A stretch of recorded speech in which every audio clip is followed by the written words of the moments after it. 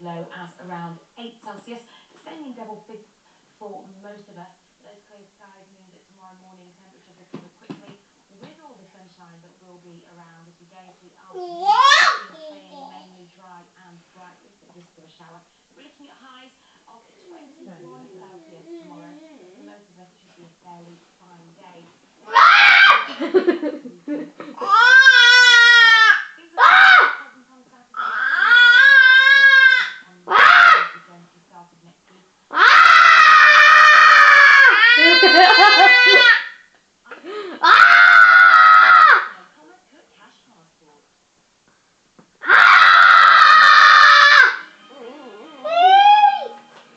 Oh god, I might cry.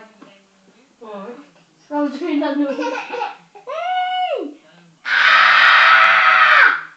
Yes, keeping your peepers right, because we've got Dr. Chris here.